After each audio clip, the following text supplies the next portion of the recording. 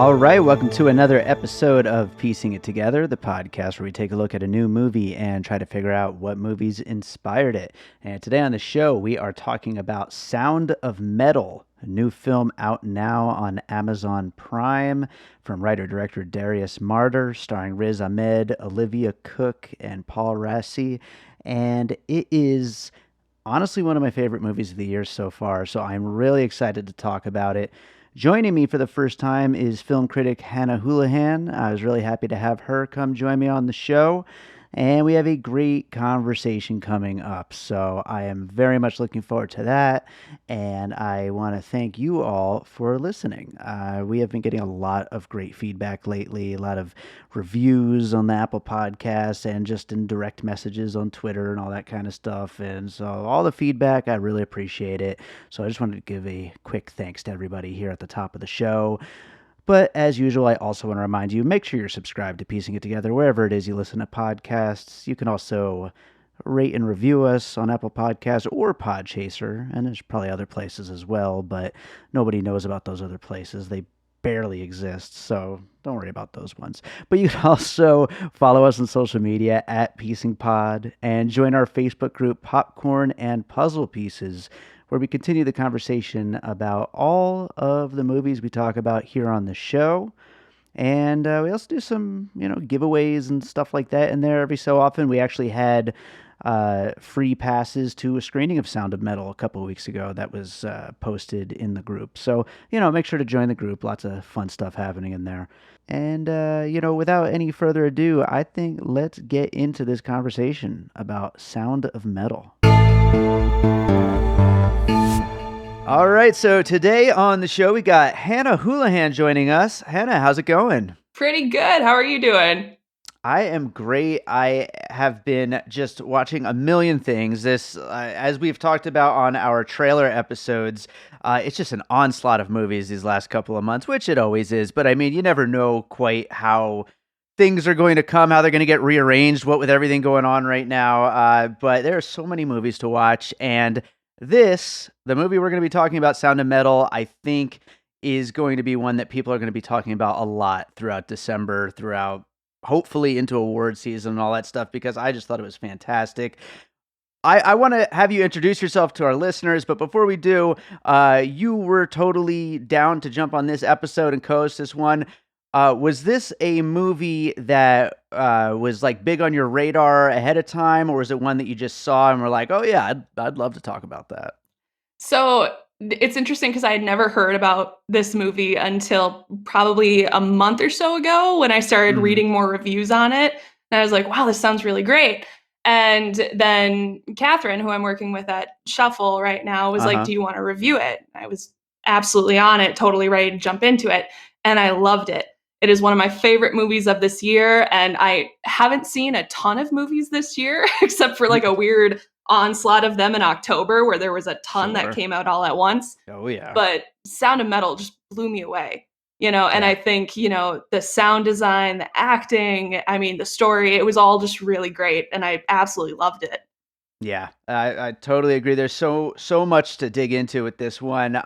Before we do dig in more, though, why don't you tell people a little bit about you and your work and what you do? Sure. I'm kind of all over the board. I'm a freelance writer and film critic mainly. I've been doing the film critic portion for about 5 years and freelance writing for about 4. But I've done work with Screen Rant, Collider, IGN. I'm currently working with IGN doing games guides, but I work with Shuffle too, and I also work with the Cherry Picks, kind of doing features and listicles and stuff like that. So I'm all across the board. Nice. Yeah. Yeah. I'm sure that there is plenty to write about, plenty to keep you busy in these times. Oh yeah, it's been fun. I think that's been a great way to distract myself this year. I think with all of the chaos of everything going on, it's nice to just lose yourself in like tons of movies or TV shows or video games and just kind of throw yourself into work that way. It's been a great distraction. Yeah. Well, getting into this movie, Sound of Metal, from writer-director Darius Marder, and Riz Ahmed is the main star of this movie, and I think that a lot of the conversation is going to be surrounding him, even though Olivia Cooke's fantastic, Paul Raci's fantastic, the story is Mhm. great. But I do think that this is just absolutely his biggest like standout performance so far in his career. And he's been great in a lot of things, but to me personally, that is kind of the main story coming out of this. Mhm. No, I absolutely agree. I think he was just phenomenal in this role, and he really kind of loses himself in it, and it's something that, I couldn't stop thinking about was how many layers there is to this role. Yeah. And a lot of my movie choices kind of dive into that, where it's like, you have this top layer of him losing his hearing, but then he's also, grappling with an addiction, and there's just so many layers beneath that it's Yeah. just an amazing performance to watch.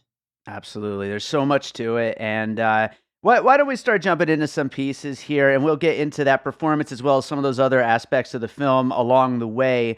But what do you got for your first puzzle piece? So this one I'm excited about because it's one of my favorite movies, and I was just really stoked to kind of dive into it. But my first puzzle piece was Whiplash, and not just Okay. for the music aspect, Sure. but there is a point in Sound of Metal where they kind of talk about addiction in different forms. So it's not much towards a substance, but it's also, you know, an emotion or a feeling and wanting to, get back to normalcy or try to do that. I'm trying to avoid spoilers as best I can. I'm kind of dancing around it. Spoilers are fine on this show. Okay. I always give a little spoiler alert in the intro, so feel free to rip into everything. It's cool. Sounds good. So, spoiler warning, first of all, but there They is a all die. point. Just kidding. It's like Avengers Infinity War all over That's again. right. That's what the Yeah, ending is. Um, absolutely. yeah. But there's a point at the end of the movie when he had sold off his RV and he wants to be able to buy it back because he wanted to get the implants and then buy it back to continue his life as a drummer. Mhm. And Paul Raci? Raci, I believe. Okay, so Paul Rossi's character approaches him and he says, to me, you sound like an addict. And Mhm. that was a line that I was like, oh, you could really like build off of that in so many different ways. Mhm. And one of the things I love so much where I thought of Whiplash immediately was that addiction to fame and that validation that Andrew Mhm. wants from Fletcher and kind of that feeling of nothing will stop me from getting to this point. Yeah.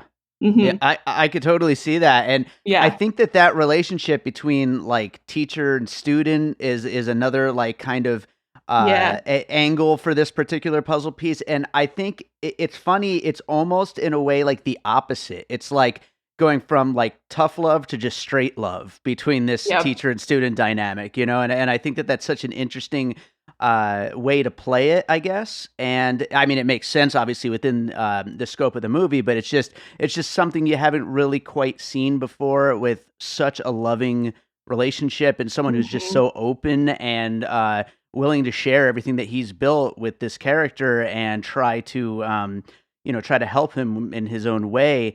And that performance, I mean, I guess, yeah, let's talk about Paul Raci for a second here. I mean, just Yeah, so this guy good. kind of out of nowhere. I mean, I looked him up on IMDb. He's in 2 movies over like 30 years or something like that, and now Yeah. this.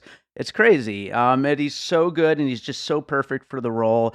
I If I had the opportunity to talk to the director, I'd just be like, where did you find him? What made you, go after this guy? Because he's obviously a working, person. He's in entertainment. I believe he's in a band as well. But Yeah. it's like, what made you go after this guy? Because whatever it was a bit of a stroke of genius. I know, and, now that you say it, I didn't even look at, like, the loving teacher-student aspect, which obviously Whiplash, it is not loving. That is a very Exactly. toxic and abusive connection, but, Yeah. it's the same, I guess, roles playing Hmm. out there, but, for me, it was just really connecting the 2 protagonists and just their Absolutely. feelings towards what they want, and Definitely. wanting so badly to achieve that and to continue on with their dream that they'll Yeah. literally do anything. And I had rewatched Whiplash last night and just it floors me when he's hit by a car. He gets in a car accident and then he's like, I need my sticks. I have to go. And he's like frantically trying to reach the show that they're doing, the Yeah. concert. And, that same kind of energy is really brought into that same scene when Paul Rossi says, to me, you sound like an addict right now, Yeah. So it's just that same kind of feeling that plays out there. Yeah, that mindset of, like, this is what this is what I want, and absolutely nothing is Mhm. going to stop that. And it's just it's heartbreaking to watch, but it's exactly you're exactly right though.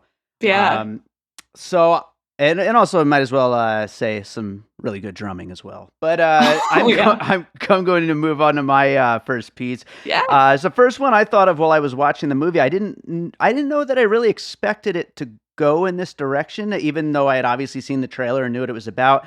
But the first thing that came to my mind was Darren Aronofsky's The Wrestler, with a Yes. character who does this one thing that they've built their life around, and they're told they can't do it, and they just go straight forward anyway, which is continuing along some of those themes we were just kind of talking about there, with the addiction and all that, with the mindset of the character, with Whiplash as well. And but just how just gut-wrenching it is to watch this character who just refuses to take the better advice, that for the thing that is going to help him and the thing that is going to, maybe make things easier for him, because he's just so set.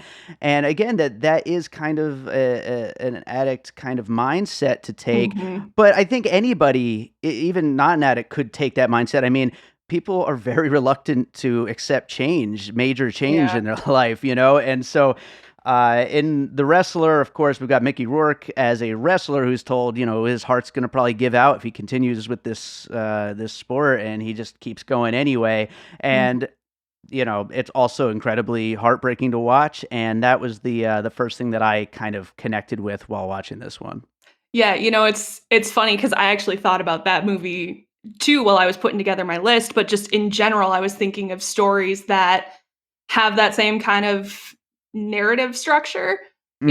and for me, my other puzzle piece was another fighting movie because I was just thinking of a lot of those stories share a similar connection, Sure. and the is it okay if I jump into my next puzzle Go piece? for Because it. it's a perfect segue from here, Perfect. but I thought of Million Dollar Baby, Nice. where it's kind of, Maggie achieves her dream and she loves it, but the second that it's taken out from under her, it's like, "Well, what do I do now?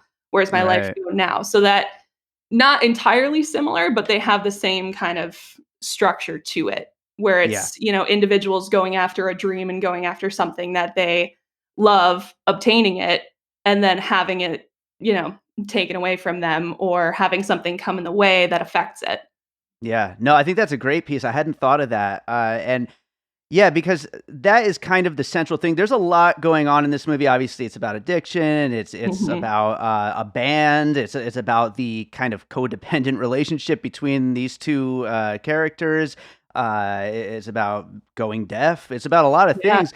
But really, I think the biggest thing is about accepting when things change, and when you're just not going to be going back to the way things used to be.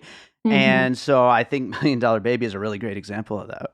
Yeah, well, it's so heartbreaking, Yeah. and the conversation that happens between, her and Clint Eastwood's character at the end, and it's just something that he so grapples with where it's like, do I make this decision to spoiler for Million Dollar Baby, I guess, like, end her life for her, or Yeah. like, what do I do in this situation? But it's just so heartbreaking to see, she's doing so much and achieves so much and does a great job with everything, and then to just have it ripped out from under her, you Yeah. know? Yeah. It's these are very heavy movies, and they're these very heavy movies. On all of our pieces are It's probably going to not be like pretty the damn lightest heavy. of topics. Yeah. Watch this one with your family for Yeah, Thanksgiving. But it'll be great. Good family movie. so I'll go on to my next piece here. Yeah. Another heavy movie. It is 2019's Her Smell. Oh, I With never saw this one, but I wanted to. It is a tough movie. I didn't love this movie, but I loved a lot about it. Like, I love the approach to the story and the performances, and especially the sound design, which, as you've already mentioned, is a major factor with Sound of Metal. Her Smell, without going too deep into spoiler territory since you haven't seen it, but I mean, we are dealing with this kind of self-destructive musician, Mhm. and the sound design really kind of sells it and brings that home, and really takes you into her world. And so obviously with Sound of Metal, it's very different. The sound design is more about the after effects of everything that's kind of come to that point. It's not like the sound design is used to bring you in from the get go, but it is from that point forward. And there's some really interesting choices in this movie. You've already mentioned a little bit, but of course, once it gets the cochlear implants and you know start to hear how that sounds, I'd imagine there's probably a lot of research gone into that as to how that actually does feel for somebody who gets that. But there's other things along the way as well, like when he's first going deaf and playing with the sound.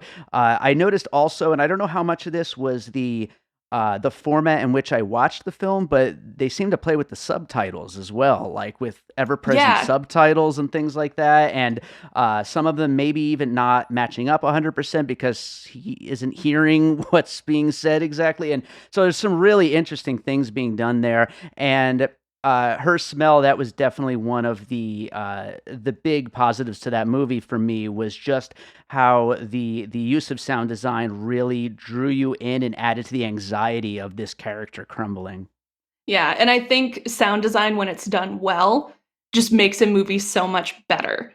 Yeah. And there's just so many movies that really utilize that. And, speaking of like 2019 movies, I always think of like one of my favorite sound design moments was in Hustlers, Mm. where, they utilize like the mic when I forget the character's name is going into like talk with other people, and she's got the cops have hooked her up to a mic and stuff, and it switches to that audio. But there's like little moments Yeah. like that add a lot to a movie creatively. But the big thing for me in regard to this movie, because I did some research, and the supervising sound editor, Nicholas Becker, was also the Foley artist on Gravity and Arrival. And Oh, wow. so my other puzzle piece was Gravity, because I was thinking of all the great sound design in that, and the Oh, moments yeah. where you're really put into the protagonist's shoes and you're able to really experience from a sound point of view what's happening around her. And I feel Yeah. like this movie really puts you in Ruben's shoes, so you're able Oh, to yeah. kind of experience what he's not hearing, I guess, or Yeah. kind of that like dissonance that's happening. But it's a great way to immerse viewers into a movie that's well beyond just looking at the image on the screen. Yeah, that's a really interesting one. I hadn't considered that, but especially with the sound designer working on that, Gravity is another example of like just incredible sound design. Yeah. And yeah, and also a movie about acceptance, which Mhm. is another connection there for the main character. So I really like that, and it's a great piece. And I I love that, again, to that acceptance level. I think putting you in the shoes of that character is so important for that to have the weight to it that it needs to have for Yeah. it to really bring the movie together in a way where it's not just like, oh, it's this movie and yeah, the character's dealing with something, but that's not really a big deal of it. No, that is a big deal of it. That's what the movie really is about, is what that character is going through. And so sound bringing you into that is just so important. Yeah, and it's really, I wouldn't say rare, but it doesn't happen often where you get movies that really immerse you in that way. Mhm. Into not counting like something off in space, or a sci-fi movie that has great sound design, but when it's a very intimate story like this one, when it Mhm. uses that kind of sound design to pull you in, I feel like it just makes you more connected to Ruben and more connected to his experience and what's kind of happening around him. It just Yeah. makes it a better viewing experience, in my opinion. Absolutely. Yeah, definitely. Well, I'll go to my next piece then, Yeah. and that is the 2019 A Star Is Born, Oh, that Bradley was Cooper and my Lady other Gaga. choice. Do you have that one? Yes, Yeah. I did. Right on. Yeah, I mean, I think there's a lot that connects it. Obviously, not just being a movie about musicians, not just about addiction. Yeah, incredible, music sequences. But I mean, really, that central relationship, and of course, getting to the ending and The idea, to me, the biggest connection is the idea that the only way forward is letting go of the past. And Mhm. I think, obviously it's a lot darker what, Bradley Cooper's character has to do to let go, and allow Lady Gaga's character to move forward. But, here it's more of an uplifting version of that kind of theme, I think. Oh, yeah. No, I definitely agree, and I think that's the heartbreaking aspect of A Star Is Born is Jackson Maine's downfall, and I think that's really kind of reflected in the end when Allie is singing that beautiful song, my god, and it's just, like, So good. crying, like, Lady Gaga is just the best in that movie. She's so good. She is. She's so good and just oh, she deserves so much love. And I know she became like the best meme during awards season after that movie Yeah. came out, but well deserved. She is so perfect. Yeah. Um, but yeah, I think Star is Born does have a far more heartbreaking story Hmm. than Sound of Metal, but it is kind of similar narrative wise in someone grappling with addiction. And again, kind of like, Million Dollar Baby, someone that has a dream and ultimately like loses it because other things come in the way to kind of blockade it. Yeah. Yeah. Yeah. Another thing while we're on, this particular one, I think it's interesting that this movie, Ruben, he makes some bad choices along the way. He's very impulsive in his decision making and things like that, but he never quite relapses as an Mhm. addict. And I think that that's really interesting. It keeps the movie focused on what's really important for this story, and I'm really just so glad that that never happens. That not just for the character, because I mean, Yeah. I think he's a good guy. He seems like a really good person, and I want him to do well, but also for just the sake of the movie itself. I think it's great that it doesn't go in that kind of traditional trope of the addict relapsing, and I think it's great that they made that choice here. Yeah, and I think too, as far as the story goes, it's far more complex than I think, many people would expect it to be. And I Hmm. found it didn't really follow that same structure that a lot of the movies that we've talked about do. Because it's kind of a case of like two things existing at once. He's growing and kind of adapting to this new life that he has to, like he really has no other choice but to learn sign language and, become involved with this community. And he seems to be enjoying it at some points in the movie. But Hmm. also simultaneously, he wants his old life back. He wants the hearing back. And he's trying to get the money to get the implants so he can continue his life again. And kind of there's two different paths that he's taking at once. And I feel like that made the story really interesting. Hmm. Hmm. Absolutely. Speaking of that ending, real quick before we move on to any other puzzle pieces, I'm not sure. Yeah. Do you have any other pieces? No, my last one No. was A Star Is Born, which I feel Okay. like is Cool. just the, you know, perfect culmination of my list. You know what? In that case, I'm gonna wrap up the puzzle pieces section. We'll get into some closing thoughts. The finished Yeah. puzzle for Sound of Metal included Whiplash, The Wrestler, Million Dollar Baby, Her Smell, Gravity, and A Star Is Born. I think that was all of the main pieces I had to talk about as well. So I do have a few things though to talk about though as we wrap it up. Absolutely. One thing, I watched this with my wife, and she was like, Isn't the girlfriend gonna be mad that he sold the RV?" And I I didn't even think about that. I didn't think about that either, and, the reason why is because I think it was to me, and she agreed with me after I, said this out loud.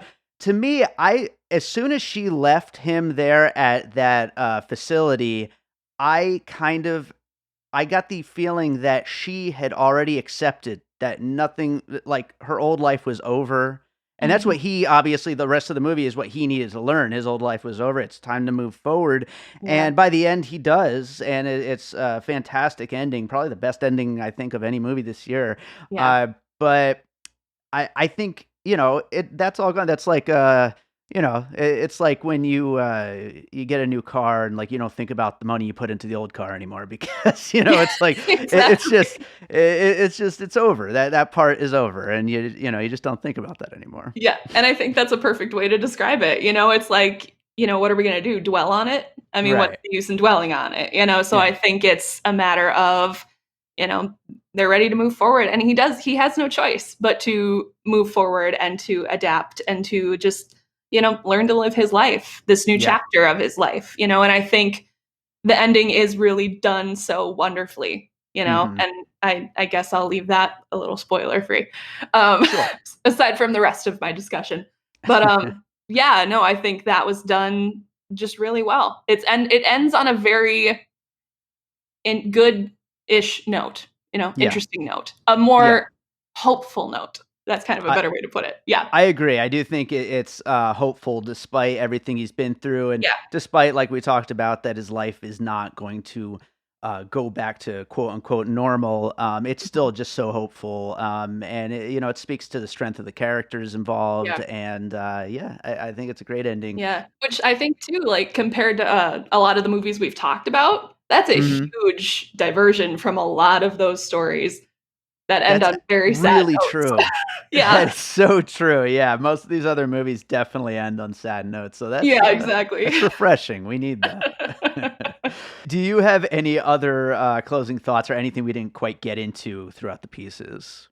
No, I think really, this is just a movie that's so layered in so many great ways, and I think what's gonna be interesting once people are able to really dig into it and watch it once it hits Amazon Prime, I think people are gonna take away so much from it, Yeah. and kind of coming into this, I was like, "Is my list chaotic because I have Gravity on it?"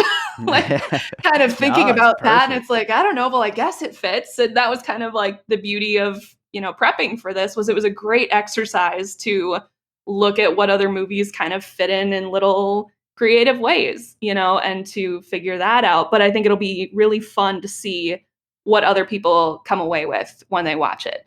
And I think Absolutely. it was done well to honor the deaf community as well. It seemed like a movie Mhm. that was very respectful of that community, and I think that's huge. But yeah, I'm just excited to see what people think of it. Yeah, I think respectful is a great word. I mean, I think it definitely seems to. I mean, I can't speak for the deaf community, but it seems Oh to yeah. Mhm. really represent them in a really great Yeah. way. And yeah, just fantastic all around. What one last thought that came to mind, and this might be a little out of left field, and I'm sure it's not there in the subtext or anything, but it's just something that it made me think of. Obviously, we're in the middle of the weirdest year of all time, Yeah. and this movie made me think about the fact that, yeah, there's a vaccine on the horizon and all, but we're probably never going back to quote unquote regular life in the way we Mhm. remember it. And so this movie kind of in a small little way felt like a little bit of an allegory for that, for what we're going Yeah. through right now. Well, I think that's so true. It's never going to completely feel 100% normal. And Yeah. I think even if the vaccine's out there and people are feeling prepped, I mean, there's still going to be a lot of uncertainty in the air. And I think you make a great point that it is a little bit of an allegory for that. And I never thought about that before, but now I'm sitting back and the wheels are kind of turning. And I'm like, yes, it does. That's true. Yeah.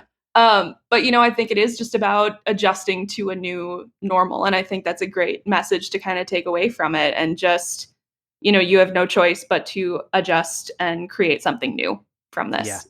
Absolutely. That's right. And that's a great note to end this on. Hannah, this was Yeah. awesome. I always ask my guests, is there another movie you watched recently you'd like to recommend to our listeners? Oh my God, yes. I watched Happiest Season, which I Ooh. reviewed for Shuffle, which comes out tomorrow. I think it's actually tomorrow. And it is one of my favorite movies that I've watched. It's in like the top 3 of this year. Mhm. Where it's just so happy, and it's a great holiday movie, and it's a great queer rom-com that I think tons of people will just love. Easily one of the most joyful movies I've watched in I 2020, which I'm I think looking is forward to it. necessary. Yeah. You need a little joy. Yeah, yeah, I'm looking forward to it. Definitely planning on watching it this Yeah. weekend. How about So, you? What's a good movie aside from this one that you've watched? what have I watched recently? Well, I've actually been watching a lot of older stuff, honestly, because Oh, the nice. other podcast that I produce, Awesome Movie Years, in the middle of a season on 1984, and I Oh, just watched cool. Paris, Texas, which was great. I've So that never was seen that. awesome. Oh, and you know what? Speaking of new, though, I just watched David Byrne's movie, American Utopia. Oh, isn't that great? Oh, that was fun. Speaking of fun, Oh, happy movies, that is just obviously a music, but phenomenal, yeah. So, man. Yeah, It's a that good was little great. party movie to have on in the background too, Oh yeah. especially when he starts digging into, like, older talking heads. It's like, "Yeah, this is what I Oh want." yeah. That was fun. Absolutely. Well, this was awesome. Hannah, why don't you tell people where they can find your work again? They can well, I guess you can follow me on Twitter or Instagram at Hannah_Hoolihan. You can find my work everywhere. I mainly just share it on there. So I guess that's the best way to find all my work. Beautiful. Everybody go follow Hannah. And this was a lot of fun. Hopefully we can get you back again one of Yeah. these days. Oh, absolutely. Thank you so much for having me. Have you been thinking about a film for quite some time now? Have you got nowhere to turn to talk about it? Well, the Film for Thought podcast is here for you. Every fortnight, I invite a guest on to talk about any film of their choice. It could be old or new, controversial or classic. If you have some thoughts about films, I want to discuss them. New episodes drop every second Friday, so make sure to come along and check out the Film for Thought podcast.